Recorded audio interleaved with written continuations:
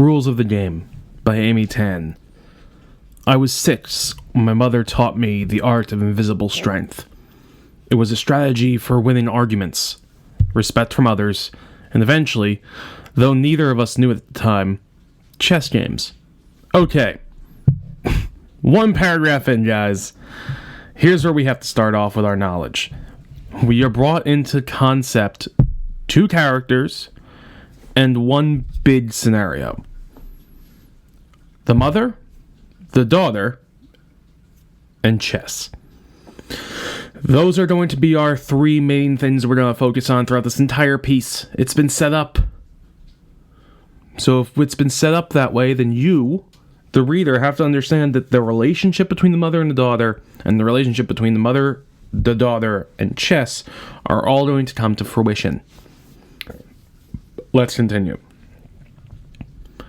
Bite back your tongue, scolded my mother when I cried loudly, yanking her hand towards the store that sold bags of salted plums. At home, she said, "Wise guy, he not go against wind. In Chinese we say, come from the south, blow with wind, boom, north will follow. Strongest wind cannot be seen." In the next week, I bit back my tongue as we entered the store with the forbidden candies. When my mother finished her shopping, she quietly plucked a small bag of plums from the rack and put it on the counter with the rest of the items. My mother imparted her daily truths so she could help my older brothers and me rise above our circumstances. We lived in San Francisco's Chinatown. Like most of the other Chinese children who played in the back alleys of restaurants and curio shops, I didn't think we were poor. My bowl was always full. 3 5-course meals every day, beginning with soup of mysterious things I didn't want to know the names of. Part 2 of Mr. Delaney's commentary. We have another setup. The daughter has brothers, and we are told straight out they are poor. But they don't feel it. They don't know it. They are living a life of things provided by their family in ways that are helpful, in ways that are, to them, disguising the fact of their own poverty. This is important. Live as though you aren't is a very big situation in this story. Continuing. We lived on Waverly Place, in a warm, clean 2-bedroom flat that sat above a small Chinese bakery, specializing in steamed pastries and dim sum. In the early morning, when the alley was still quiet, I could smell the fragrant red beans as they were cooked down to a pasty sweetness. If you have not had red bean pastry, delicious. By daybreak, our flat was heavy with the odor of fried sesame balls and sweet curried chicken crescents. From my bed, I would listen as my father got ready for work, then lock the door behind him. 1, 2, 3 clicks. At the end of our 2-block alley was a small sandlot playground with swings and slides, well shined down the middle with use. The play area was bordered by wood slat benches where old country people sat cracking roasted watermelon seeds with their golden teeth and scattering the husks to an impartial gathering of gurgling pigeons.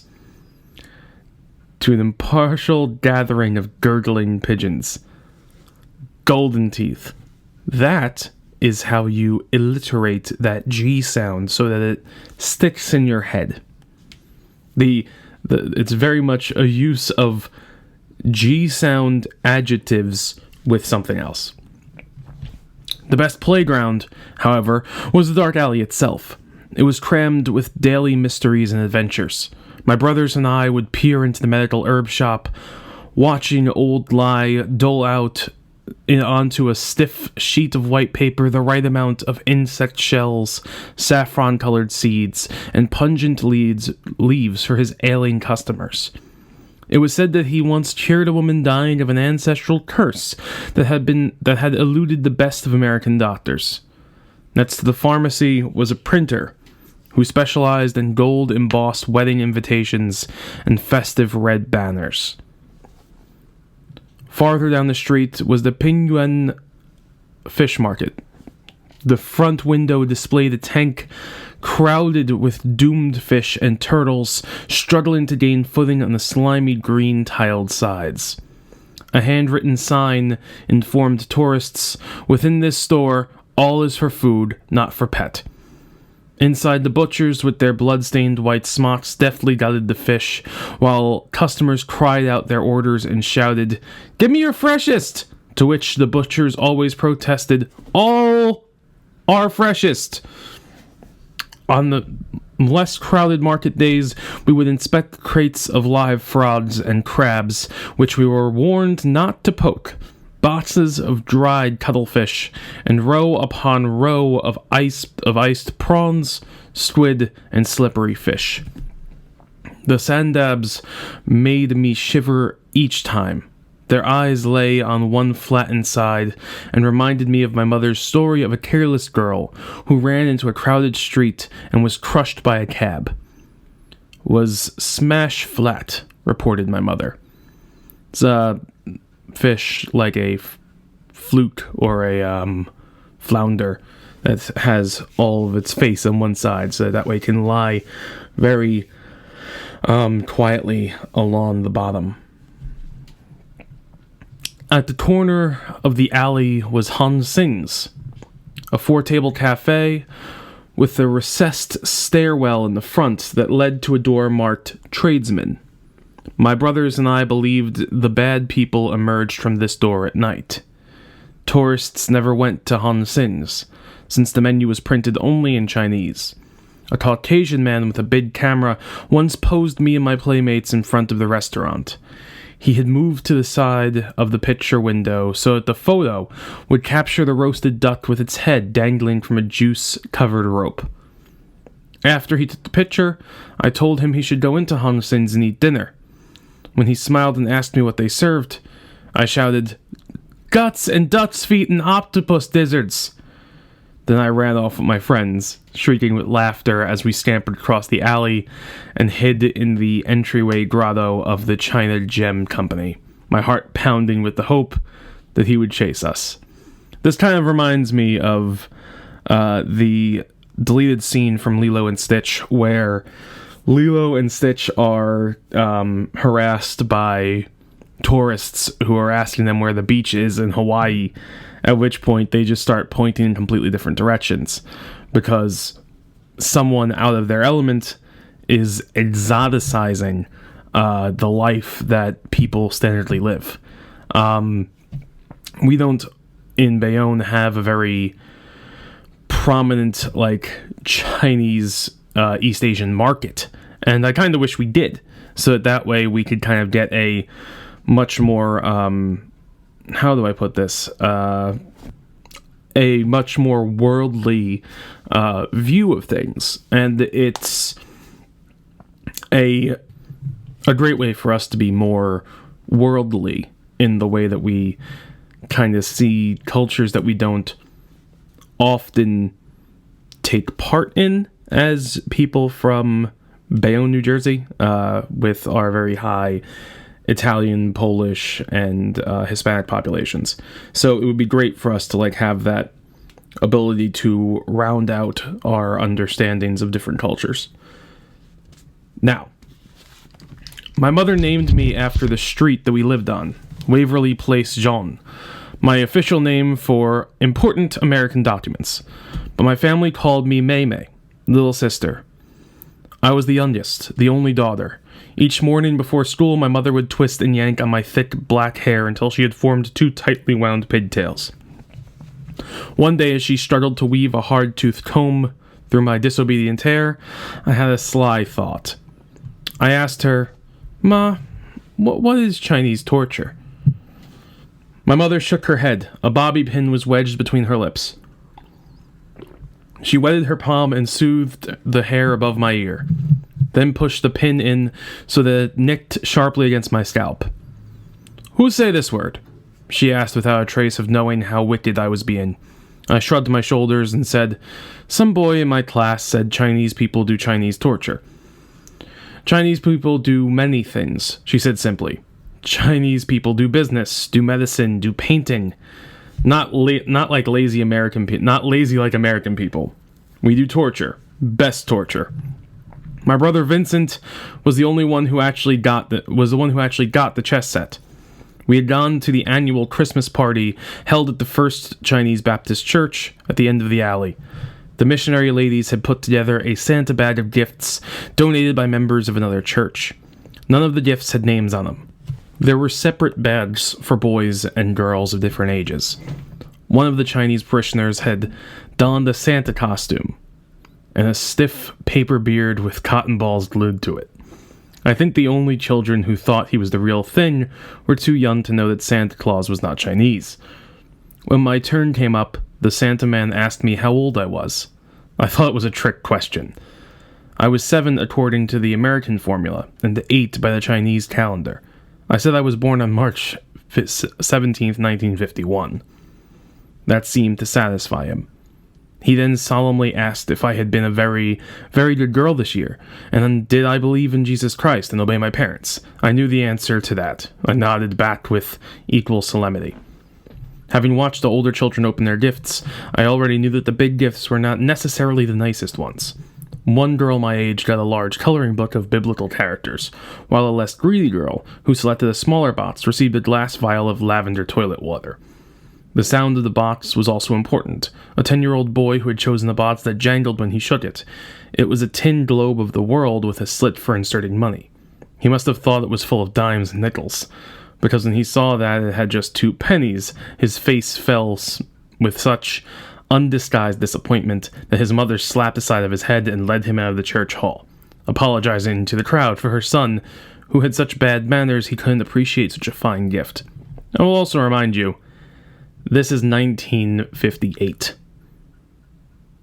Cool? Okay. Good that we're all there.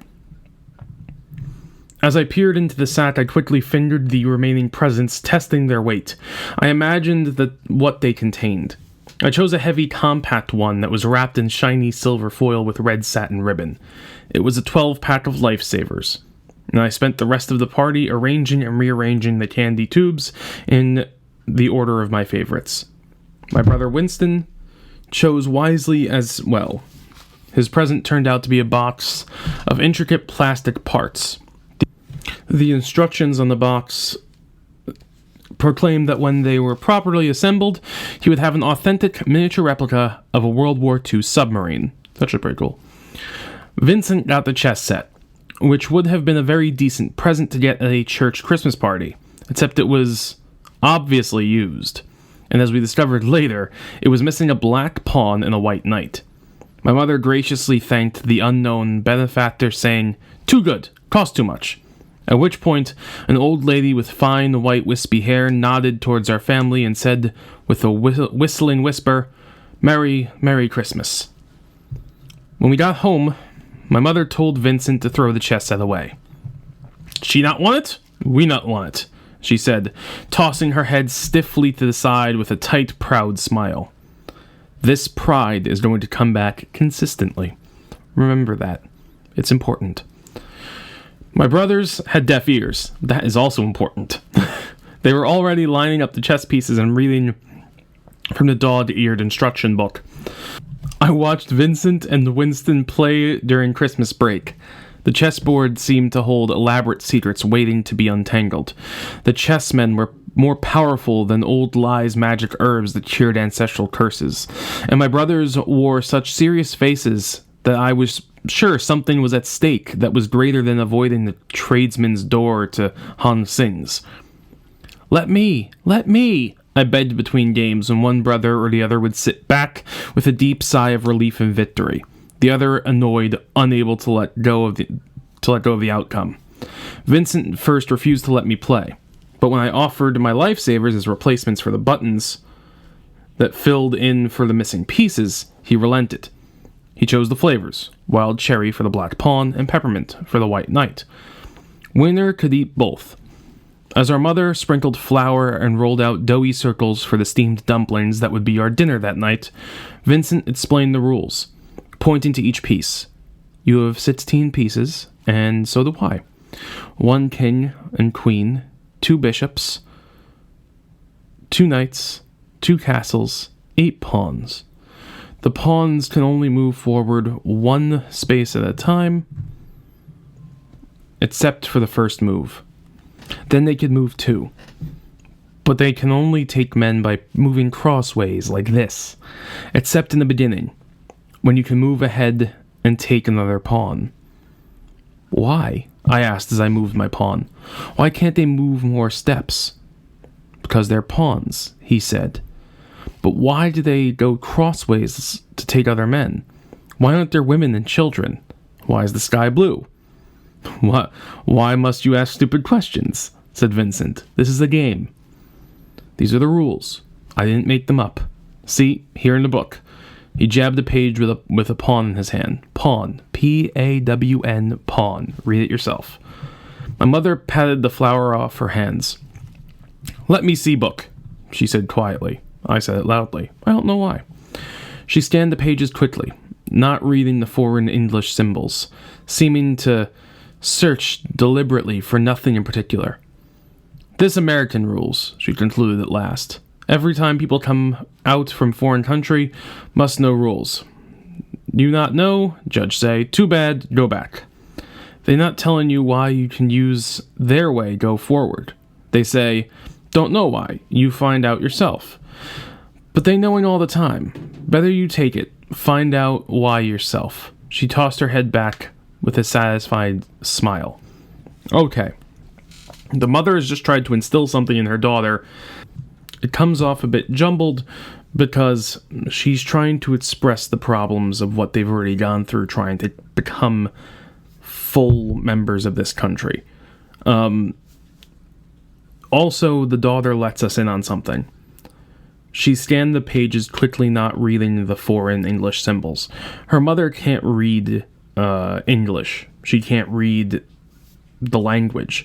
So when she looks at the book, she's just seeing something completely foreign to her. She doesn't know what it says. She just explains or thinks up the concept that someone's trying to trick her one more time. However, she does know that her children can read. She knows that her daughter can. That's why that moment of better you take it and find out why yourself proposes that she needs to move forward and learn. Allowing Mei to really understand what is going on in a world that her mother's not truly prepared for, if that makes sense. She's trying to get her daughter to move past her and move forward. Continuing. I found out about all the whys later. I read the rules and looked up all the big words in the dictionary. I borrowed books from the Chinatown Library. I studied each piece, trying to absorb the power each contained. I learned about opening moves and why it's important to control the center early on. The shortest distance between 2 points is straight down the middle. I learned about the middle game and why tactics between 2 adversaries are like clashing ideas. The one who plays better has the clearest path for both attacking and getting out of the traps. I learned why it is essential in the endgame to have foresight, a mathematical understanding of all possible moves, and patience. All weaknesses and advantages become evident to a strong adversary and are obscured to a tiring opponent. I discovered that for the whole game, one must gather invisible strengths and see the endgame before the game begins. I also found out why I should never reveal why to others. A little knowledge withheld is a great advantage one should store for future use. That is the power of chess. It is a game of secrets in which one must show and never tell.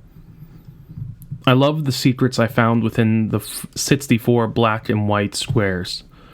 I carefully drew a handmade chessboard and pinned it to the wall next to my bed, where I would stare for hours at imaginary battles. Soon I no longer lost any games or lifesavers, but I lost my adversaries. Winston and Vincent decided they were more interested in roaming the streets after school in their Hopalong Cassidy cowboy hats. On a cold spring afternoon, while walking home from school, I detoured through the playground at the end of our alley. I saw a group of old men, 2 seated across a folding table playing a game of chess. others smoking pipes, eating peanuts, and watching. I ran home and grabbed Vincent's chess set, which was bound in a cardboard box with rubber bands. I was carefully selected 2 prized rolls of lifesavers. I came back to the park and approached a man who was observing the game. "Want to play?" I asked him. His face widened with surprise and he grinned as he looked at the box under my arm. "Little sister, been a long time since I played with dolls," he said, smiling benevolently. I quickly put the box down next to him on the bench and displayed my retort. Lao Po, as he allowed me to call him, turned out to be a much better player than my brothers. I lost many games, and many lifesavers. But over the weeks, with each diminishing roll of candies, I added new secrets. Lao Po gave me the names, the double attack from the east and west shores, throwing stones on the drowning man, the sudden meeting of the clan, the surprise from the sleeping guard, the humble servant who kills the king, sand in the eyes of advancing forces, a double killing without blood. There were all the fine points of chess etiquette, capturing men in neat rows, as well tended prisoners, never announcing check with vanity, lest someone with an unseen sword slit your throat. Never hurl pieces into the sandbox after you have lost the game, because you must find them again by yourself after apologizing to everyone around you. By the end of the summer, Lao Po had taught me all he knew, and I had become a better chess player. A small weekend crowd of Chinese people and tourists would gather as I played and defeated my opponents one by one. My mother would join in the crowds during these outdoor exhibition games.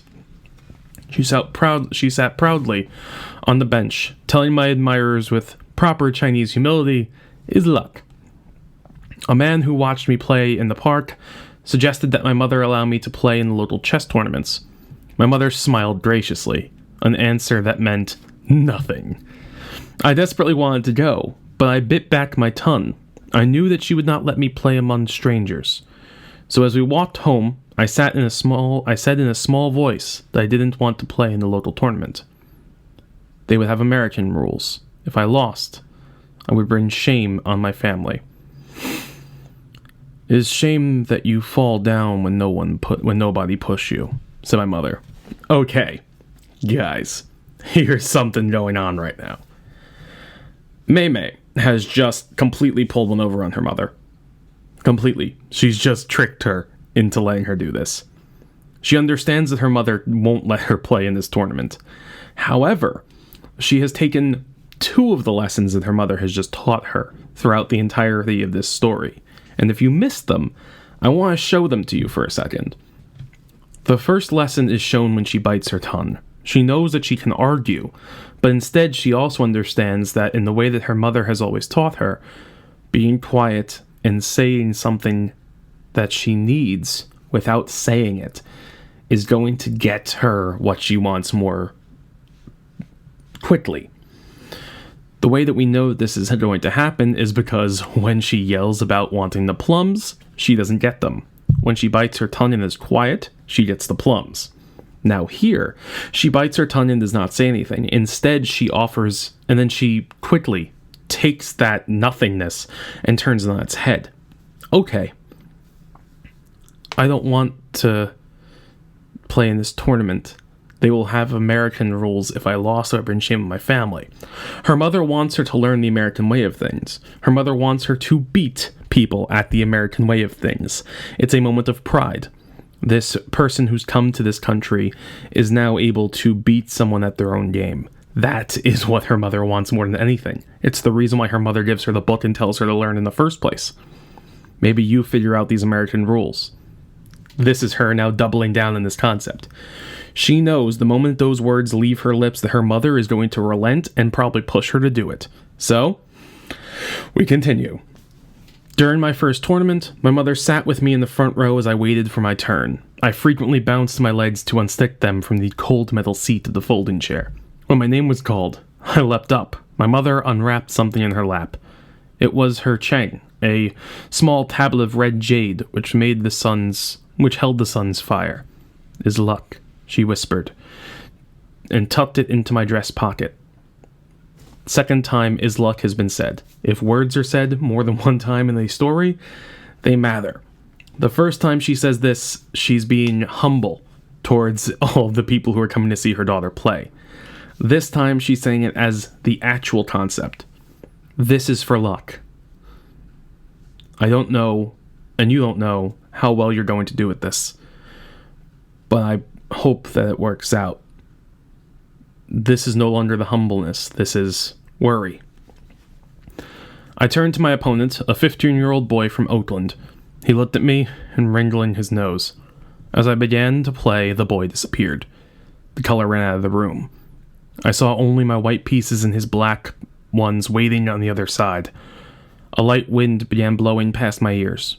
It whispered secrets that only I could hear. Blow from the south, it murmured. The wind leaves no trail. I saw a clear path. The traps to avoid, the crowd rustled. Shh, shh, said the corners of the room. The wind blew stronger. Throw sand from the east to distract him. The knight came forward ready for the sacrifice. The wind hissed, louder and louder. Blow, blow, blow, he cannot see. He is blind now. Make him lean away from the wind so he is easier to knock down. Check, I said, as the wind roared with laughter. The wind died down to little puffs, my own breath. My mother placed my first trophy next to a new plastic chess set that the neighboring Tao Society had given to me. As she wiped each piece with a soft cloth, she said, "Next time, win more, lose less." Well, it's not about how many pieces you lose, I said. Sometimes you need to lose pieces to get ahead. Better to lose less. See if you really need. At the next tournament, I won again. But it was my mother who wore the triumphant grin. Lost 8 pieces this time. Last time was 11. What I tell you, better off lose less. I was annoyed, but I couldn't say anything. I attended more tournaments, each one farther away from home. I won all games, in all divisions. The Chinese bakery downstairs from our flat displayed my growing collection of trophies in its window, amidst the dust-covered cakes that were never picked up. The day after, I won an important regional tournament. The window encased a fresh sheet cake with whipped cream frosting and red script saying, "Congratulations, Waverly John, Chinatown chess champion." Soon after that, a flower shop, headstone engraver, and funeral parlor offered to sponsor me in national tournaments. That's when my mother decided I no longer had to do the dishes. Winston and Vincent had to do my chores. "Why does she get to play and we do all the work?" complained Vincent. "Is New America rules," said my mother. May play, squeeze all her brains out for win chess. You play, worth squeezed towel. But by my 9th birthday, I was a national chess champion. I was still some 429 points away from grandmaster status, but I was touted as the great American hope, a child prodigy and a girl to boot. They ran a photo of me in Life magazine next to a quote in which Bobby Fischer, a giant chess grandmaster, he's very popular and important in the world of chess, said, "There will never be a woman grandmaster." "Your move, Bobby," said the caption. The day I took the magazine picture, I wore neatly plaited braids, clipped with plastic barrettes trimmed with rhinestones. I was playing at a large high school auditorium that echoed with phlegmy coughs and the squeaky rubber knobs of chair legs sliding across freshly waxen wooden floors. Seated across from me was an American man, about the same age as Lao Po, maybe 50. I remember that his sweaty brow seemed to weep at my every move. He wore a dark, malodorous suit. One of his pockets was stuffed with a great white handkerchief in which he wiped his palms before sweeping his hand over the chosen chess piece with great flourish. He's afraid of her, and it's great. In my crisp pink and white dress with scratchy lace at the neck, one of 2 my mother had sewn for these special occasions, I would clasp my hands under my chin, the delicate points of my elbows poised lightly on the table in the manner my mother had shown me for posing for the press. I would swing my patent leather shoes back and forth like an impatient child riding on a school bus. Then I would pause, suck my lips, twirl my chosen piece in midair as if undecided, and then firmly plant it at its new threatened place, with a triumphant smile thrown back at my opponent for good measure. I no longer played in the alley of Waverly Place. I never visited the playground where the old pigeons and the old men gathered. I went to school, then directly home to learn new chess secrets. Cleverly concealed advantages, more escape routes. But I found it more difficult to concentrate at home. My mother had a habit of standing over me while I plotted out my games. I think she thought of herself as my protective ally. Her lips would be sealed tight, and after each move I made, a soft, would escape from her nose. "Ma, I can't practice when you stand like that," I said one day. She retreated to the kitchen and made loud noises with pots and pans. When the crashing stopped, I could see out of the corner of my eye that she was standing in the doorway. Only this one came out of her tight throat. My parents had made concessions to allow me to practice. One time I complained that the bedroom I shared was so noisy that I couldn't think. Thereafter, my brothers slept in a bed in the living room facing the street. I said I couldn't finish my rice. My head didn't work right when my stomach was too full. I left a table with half-finished bowls and no one complained. But there was one duty I couldn't avoid. I had to accompany my mother on Saturday market days when there was no tournament to play.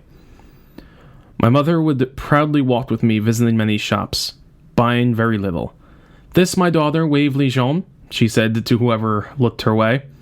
One day, after we left the shop, I said under my breath, "I wish you wouldn't do that, telling everybody I'm your daughter." My mother stopped walking.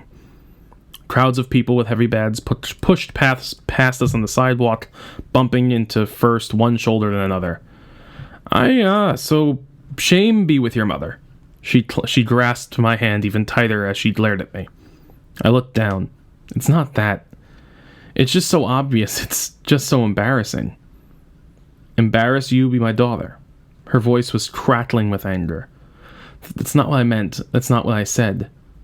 "What you say?" I knew it was a mistake to say anything more, but I heard my voice squeaking. "Why do you have to use me to show off?"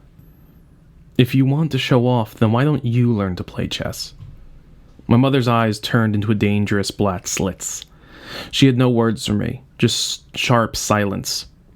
I felt the wind rushing around my hot ears. I jerked my hand out of my mother's tight grasp and spun around, knocking into an old woman. Her bag of groceries spilled out to the ground.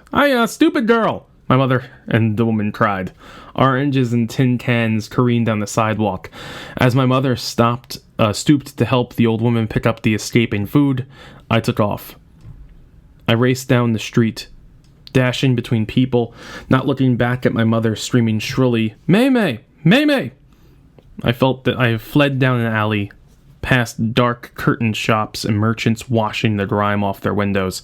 I sped into the sunlight, into a large street crowded with tourists examining trinkets and souvenirs. I ducked into another dark alley, down another street, up another alley. I ran until it hurt, and I realized I had nowhere to go, that I was not running from anything. The alleys contained no escape routes. My breath came up like angry smoke. It was cold. I sat down on an upturned plastic pail next to a stack of empty boxes, cupping my chin with my hands, thinking hard. I imagined my mother, first walking briskly down one street or another looking for me, then giving up and returning home to await my arrival. After 2 hours, I stood up on the creaking legs and slowly walked home. The alley was quiet. I could see the yellow lights shining from our flat like two tigers' eyes in the night.